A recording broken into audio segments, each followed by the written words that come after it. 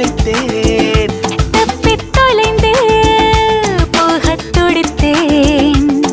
உடன் யாரும் இல்லாத தேசம் தேடி பிடித்தாய். இனி இனி தனித்தனி உலகினில் இருவரும் உலவிடும் நிலையே வேண்டாமே. இனி இனி மனதில் தீக்கிட காதல் உண்டாக்கிடும் வழியே வேண்டாமே. ஓரக்கண் பார்வை வேண்டாமே, ஓரடி தூரம் வேண்டாமே. மாறிடும் நேரம் வேண்டாமே, ஊரிலே யாரும் வேண்டாமே.